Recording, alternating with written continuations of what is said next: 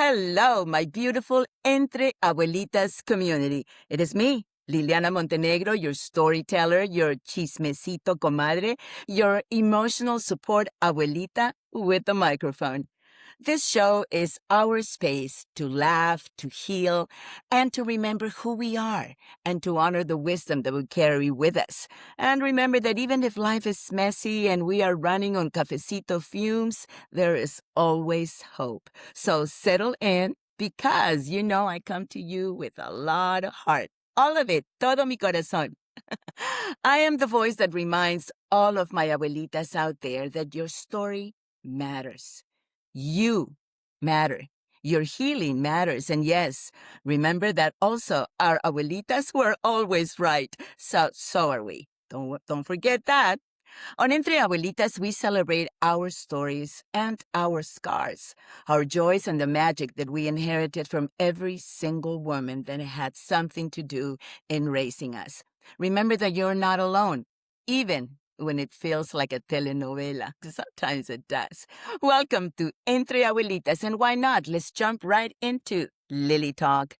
Today, as for the past couple of months, I have been talking specially to all my caregivers since I also became one.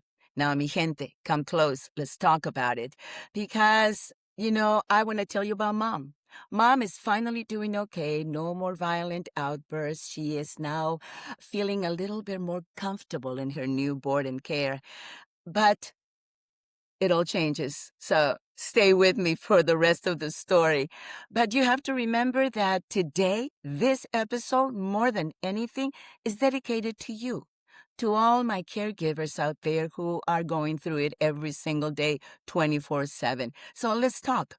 You already know that caregiving is not for the weak. It is for the ones with stubborn hearts and a faith that just will not quit. Even when the day has been long and the patience, as we might say, well, is tested in many ways. But hear me out. You are doing holy work.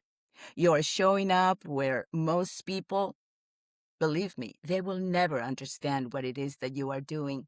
And even in days when you feel invisible, exhausted, and you're just one spilled cup of coffee away from a meltdown, there is a strength in you that cannot be taught or lived. You are the hope in somebody's hardest moment. You are the calm to their storm. You are the reason that your parent can go to sleep at night, close their eyes, and keep on dreaming. And yes, you are allowed to laugh, cry, roll your eyes, even cuss a little, pray a lot, and keep it going. And that is called balance.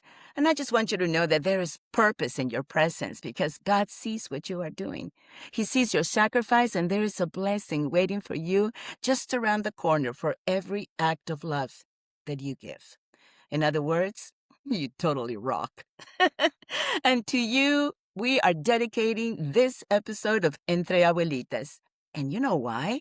Because our guest today, the woman joining me, she gets it.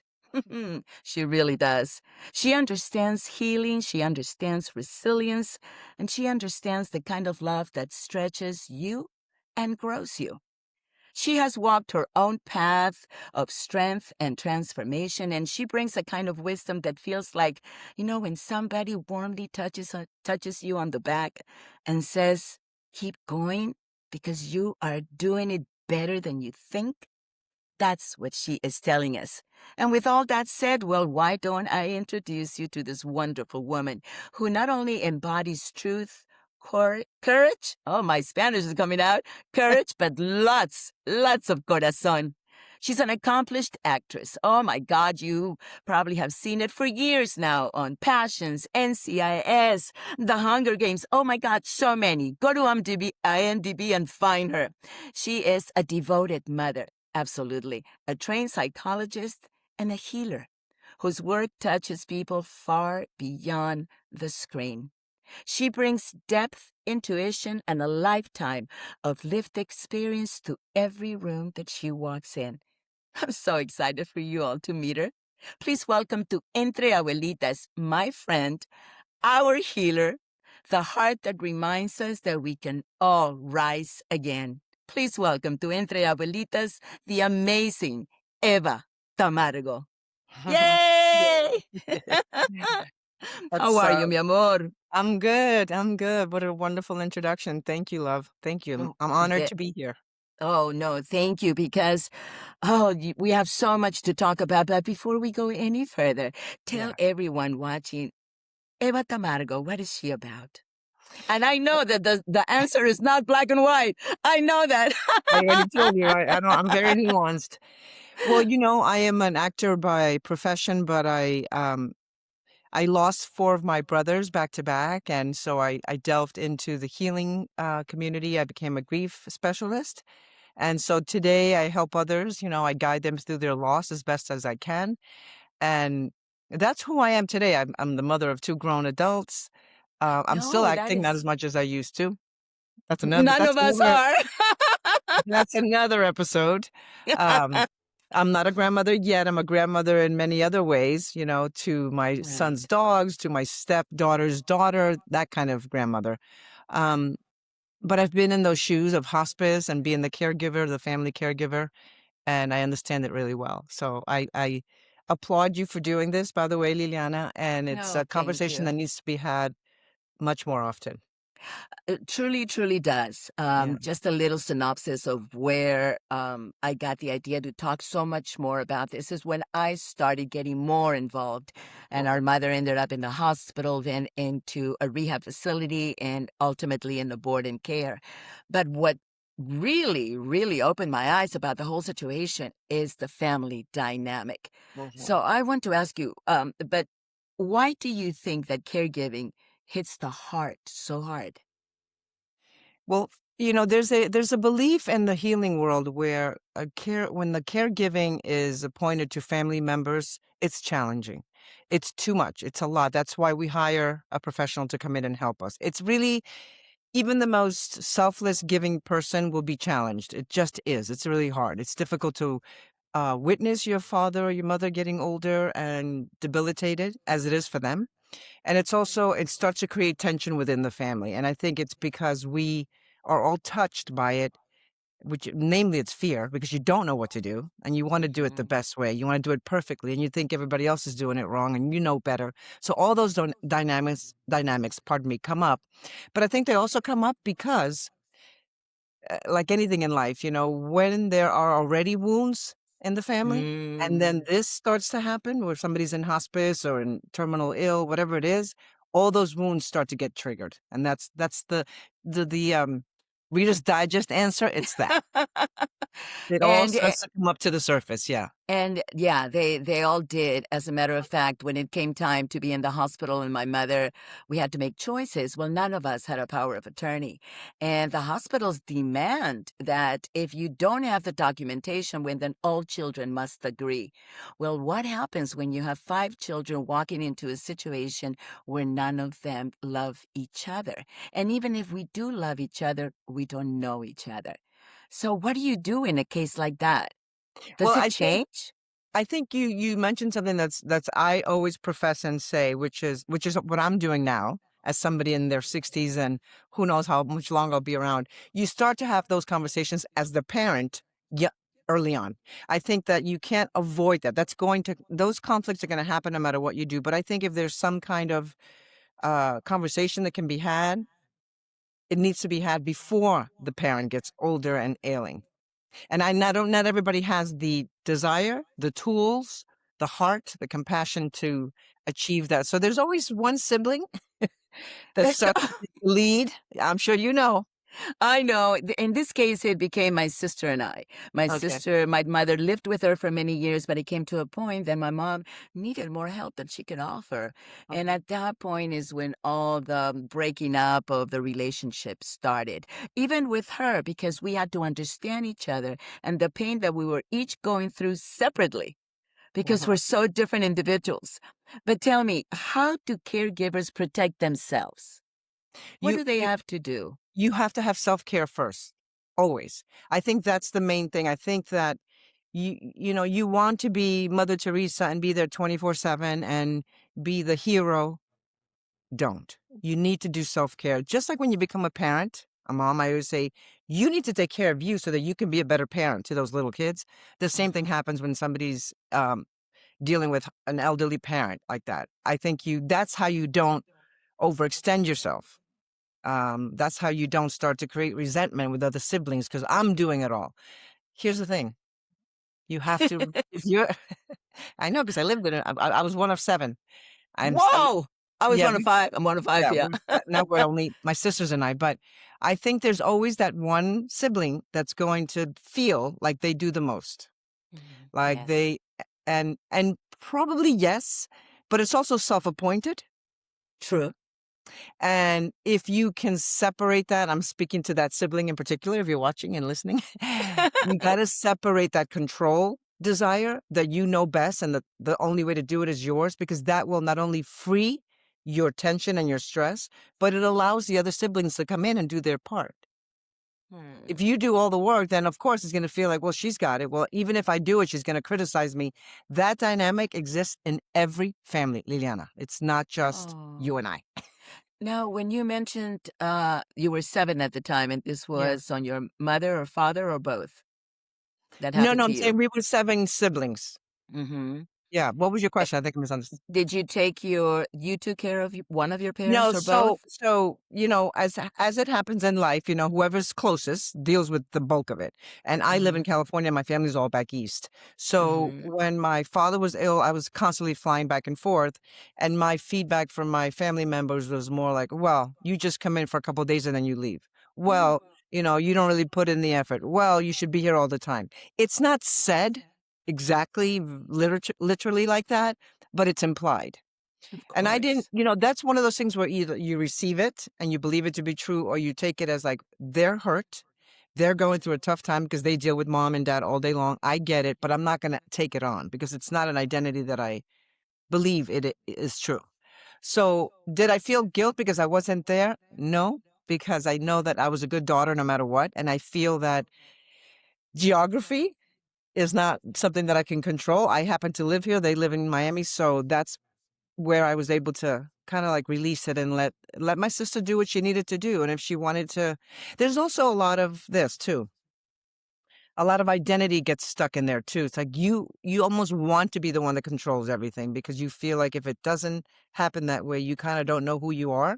You don't know how to. I Oh. have a couple clients like that now, where the minute that ailing parent is gone, when they've passed on, they don't know what to do with themselves because that's their identity.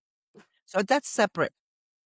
That's a separate thing. Taking care of your ailing mother because you love her, yes, and you wanna be with her, but when it's your identity that this is who I am in this world, this is who I show up as for everyone and everything, when all of that is gone, who are you, right? That. So, that goal goes back to that self-care, and my older sister was the one that was leading all of this, and I would say to her, you need to give yourself a break and have grace and not go to the freaking hospital 5 times a week and allow other people to do it, allow the other siblings to step up, and it's gonna be alright. I went 7, okay? Not 5, I went 7. You did. I drove all the way from Duarte, if you know where that is, Yes, of course. to San Fernando, Yeah. there and back. And I kept saying it was love. It was just the love I felt for my mother, the pain that I was feeling because of what she was going through. Uh-huh. But it was the guilt if anything happened, Of if I course. wasn't there. And now it's always been a very dramatic relationship with my mom and the daughters. Much of an identity crisis there, and not accepting of me, especially being the oldest.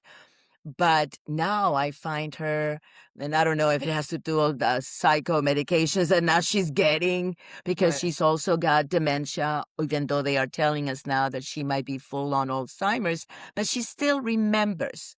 Okay. And just yesterday, she said something to me that I've never heard from my mother. She said, Hija, cuídate. Oh, Hija, take care of yourself. And I cried like a little girl, just of laid course, in her arms and of stayed course, there for a long time. of course. All that pain that keeps coming up. Now, what is it that the children, even though we're siblings and we might be far, far away. Why is it that we can't understand what everyone is saying? Now that we're adults, why isn't that there cannot be a clear conversation and everything gets in the way? All that pain. Did we never learn how to love each other or love our parents the same way? No, well, so the main answer is this: there's the emotional maturity that has to exist. But when there's trauma or there's a lot of challenges growing up, it sounds like you had a complicated upbringing, to label it that way, right? Those Hmm. things that was never resolved. Ever. Those conversations were never had. So everybody's carrying their little piece of pain and their way of how they interpreted that neglect or whatever it was that came up for you guys as children. So that's why I can't, because nobody's healing. Everybody wants to Yes. heal at somebody, you know? I'm feeling this pain, I'm gonna throw it at you and I want you to deal with it, as opposed to let me heal this that I'm feeling, and where are you on this, right? That's emotional maturity, that's relational coherence, it can't just happen magically just because your mom is sick. It's just not going Right. to happen. No. We all need to see someone like you. Yeah, well, yes. And also, if you don't have somebody like me, then I would say to your listeners and to anybody you know, is that the work always begins within. So if you can sit like this and say, if I'm feeling this pain and this amount of disconnect and this sorrow and this guilt, whatever, all the labels, what about my sibling? What are they feeling? So it's actually being able to have Wow. empathy, not only for yourself, but towards them. Because we Wow. get caught up in our pain. We get caught up on how hard it is for me, how much I'm suffering, and we forget they're suffering. It may not be the same. It may not it's probably not going to look the same. They're not going to speak to it the same, but they're suffering. And, there's that misconception and it happened with me with my siblings. Well, it's not really affecting them. Look at them. Oh, yeah, it is. Just because it's not affecting them like it's affecting you, of course it is. So if you can have grace around that, if you have grace for yourself first, you'll be able to have it for your siblings. It starts with you. You have to have that for yourself first. Yeah. Are you crying? I hope that. Yes, I've been crying since you started saying something. Because I've been talking about this topic with people, and I've received emails from people who don't know how to handle it sometimes. They get Mhm, lost. And I mhm. think it happens more in our Hispanic community. Yes. Because if we remember back in the time, our grandparents were taken care of by their children, and those that became grandparents they kept staying in the house and everybody, but the world is not that anymore. Mhm. So how do we change that concept, that idea? How do we progress out of that little baggage that we have? Tell me a little bit more about what you mean. Do you mean that Because in there's so past? much guilt and so much Thank you. they don't wanna put their parents in a home. They argue, they fight over and over. "No, you do this. No, you take care of mom. No, you take her here. No, mom is going there, mom." Meanwhile, the parents just like a little ball, just back and forth, because one does this, one does that. Mom hears everything that is going on, and eventually, I think that the best part for us was to actually accept the idea that it is okay to put them in a home. Mhm. Mhm. And What I do you think I want to think? speak to something you said, which comes up a lot in grief, right? So when we're grieving, and you guys are in what's called anticipatory grief, because your mom is That's older, she's already, horrible. yeah. It's hard. It's hard. I lived it. I know it well. So we believe in the grief world that we rather feel guilty than helpless.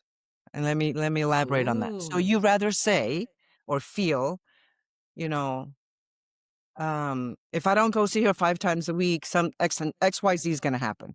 If I would have gone to feed her that last lunch, she wouldn't have died.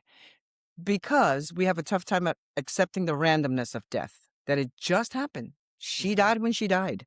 Whether you were there or not, whether you brought her the soup or not, whether you got along with your siblings or not. It's all about control. Think about it. It's all about control. And the control is fear-based. There's no love there, right? There's only 2 emotions in life, fear or love. You're acting either from one place or the other. There's other emotions that come on the umbrella of that, but the main 2 are that. And so when you speak to me about siblings that are arguing about what to do, they're not really thinking about your mom. it's selfish. Because if you really are thinking about the other person, then you come together and say, what would be the best outcome for her? Not what's going to make me feel better, not what's going to make me feel like a better daughter, son. What is the best thing for her? That's where we get stuck because we always think that we know best. I know best. This is the way it's going to be. And we Yeah. get stuck there because those dynamics of siblings have been there since you were little. This is not Yes. new. This is Nothing. not new, mama. No.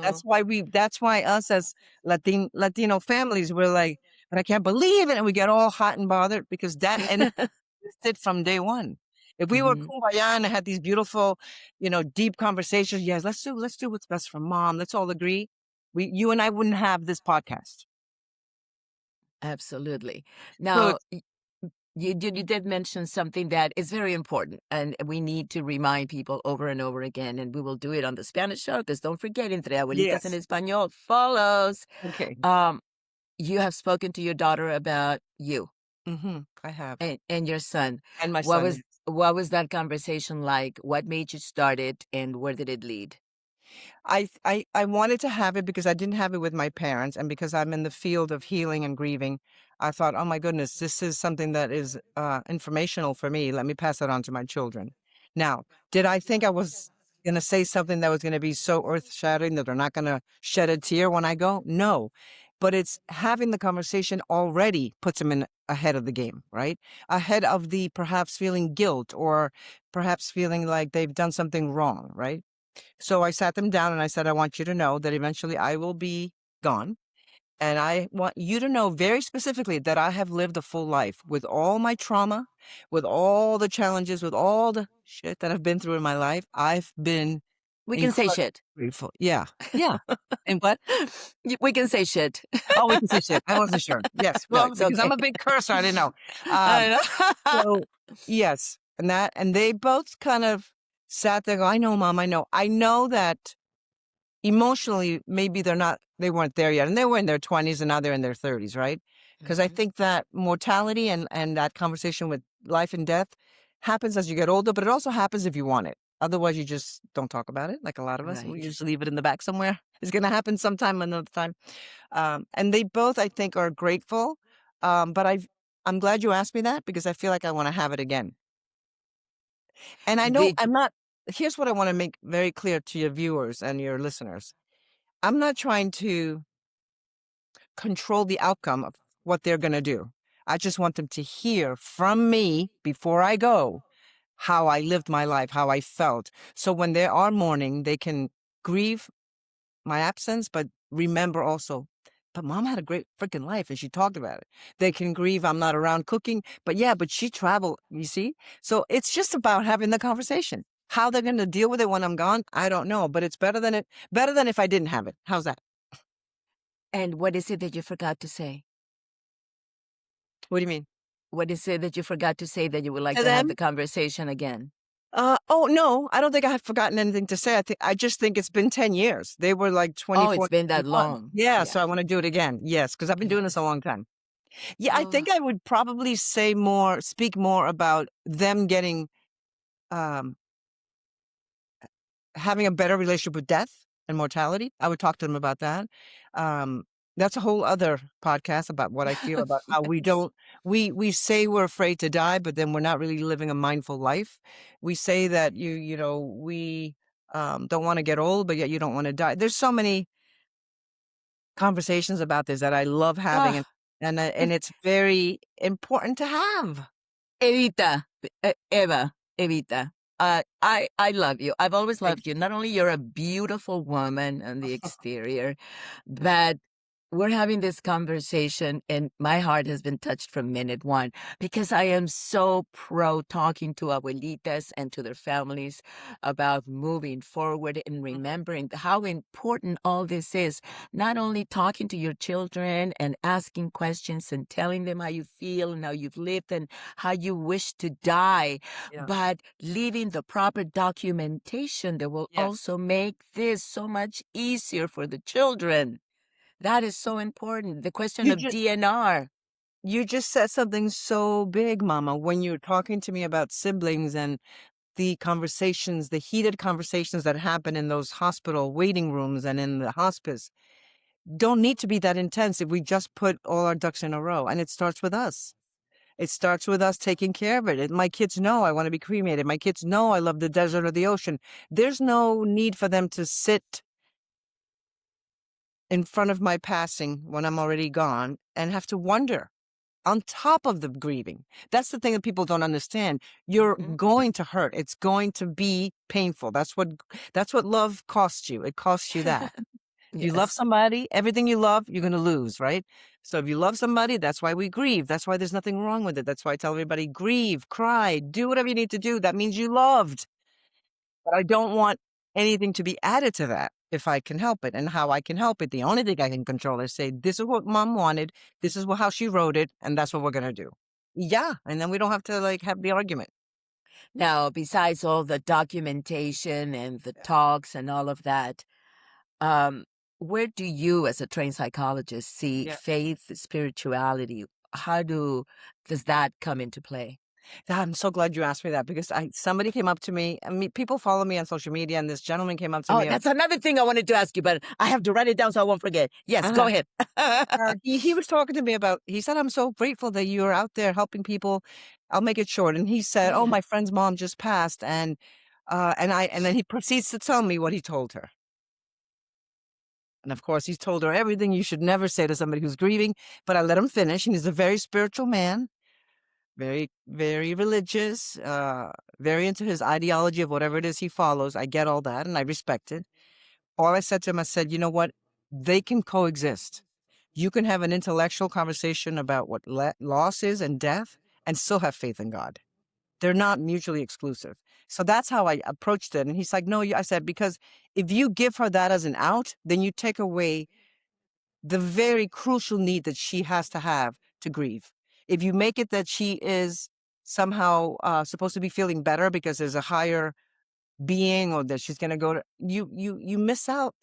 You kind of like push her into this corner where she should only feel grief for 2 seconds because she should be grateful. No, you can do both. You could be grateful that you have a faith in something other than yourself, something higher than you, God, Jesus, Buddha, whatever it is, but then also be beat up by it. You're human. You're going to cry. That's where for me that fits in. And I speak to my priest at my Catholic church about it. I feel like that's a conversation also that needs to be had. What if you don't believe in God? Mm-hmm. What if you are somebody who feels that you die and that's it? I respect that as well. It's not how I see my life or I see my afterlife, but I can respect it. And I think taking that away from somebody is like shaming them for what they believe or don't believe in. I think they can coexist for sure. Absolutely. Oh, that is so beautiful. Now, one final question for every caregiver that is listening to us, who feels tired, alone, Yeah. heartbroken. What is Yeah. the one truth that you can share with them today?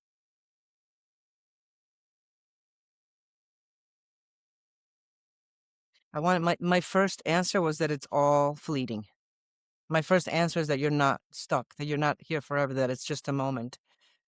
And also, more importantly, is that, feelings aren't facts, You have to see what you have in front of you. You're exhausted, you're tired of going to the hospital, you're tired of bringing food, and surrender to that in a way that makes you not a martyr, but this is where you are in life. This is the lot you are in right now. I think escaping where you are, trying to make it less than, not obviously the self-care, but I'm saying, but trying to make it not what it is what creates more suffering, negating the reality. So I would say it's fleeting. Whatever you're in is fleeting. That eventually is going to end, like everything. My calling card is called "Everything Ends." That is, if you can sit in that, like, this is hard, this sucks, and I'm tired. It will eventually cease to exist. And I find that for a lot of people, that gives them some kind of reprieve because it feels like, oh, okay, because everybody kind of hangs on tightly. Like, this is intense and it's going to be intense. Just if you release it, you'd be surprised how it dissipates and becomes less of a burden that you have to overcome and more of a reality that you're navigating. you know? Oh, oh, that is beautiful. I love Mhm. that. And I have to tell you, feel pretty good having my mom where she is at. Oh, I good. think she's getting the love and the attention that she needs. She's well taken care of. The one thing they tell me every time I leave, because every time I see her, and this is just me, this is the human part of me, I leave and I need Kleenex galore because I'm crying my heart out Yeah, because yeah. is this the last time I'm going to see my mom? And Oh, all they tell me as I'm walking out is, we love her. Don't worry. And oh, I'm going, thank you, Lord, for allowing us to find this place for her. But I saw you on TikTok today, and I heard something that you were saying about you were sitting in a little cafe, oh, okay. and you were talking about when people say, well, you look young, Eva, Yeah, and this and yeah. that. And I so agree with you because it's not the age, but it is what we feel inside. Mhm. How young are you inside, Eva? Probably 12, I don't know. You know, That's beautiful. there's a belief in psychology that we that's why they say to rejoice your inner child always, but there's a belief that whatever age you were, especially if you come from trauma, right? When that trauma hit you the hardest, that's where you stay. You're still that little 12-year-old trying to get attention, trying to be chosen. Why don't you love me? Why am I not enough? Why does everything I do wrong? That. You get stuck there. Now, I've done a lot of healing, but I think that what you're pointing to and what you're referring to is the fact that I don't want to die with the music still in me. And Mhm. so I still have even with all my grief, even with all my trauma, even with all the abuse I grew up with, it doesn't strip away my joy. It just can't because it's kind of, this is what I always say, and people have tough time with it, you know? Life is both. Life is joy and suffering. And how do you know joy? You know joy because you've known suffering. And how do you know suffering? Because you've had joy. It just doesn't work without it. We want it to only be good, only be incredible, but you'll never grow that way. The growth happens during our challenges, not when everything is going great. So the Amen youth to that. within me is the young kid, but not the young kid that's battered and can't speak up and, felt abused. It's the young kid that's playful and alive and full of gratitude and curious. I'm very curious about life and people. Ah, look at me. Uh, Again, this is the human in me. And yeah, no do I need. have any That Kleenex means no, around? no, It's no. okay. Yeah, yeah. I I'm always a love crier. crying. I'm always a crier, but it's because you're touching my heart. And I pray to Yeah, God that someone is listening so intently that you do as Eva has suggested, because we truly need some healing and some peace in our hearts, especially yeah, nosotros, los Latinos. It's yes, time for us to grow up and yes, grow out of the uncertainty of not knowing how to love. It is time that we learned. Come on now. And yeah. that is what this abuelita is here for.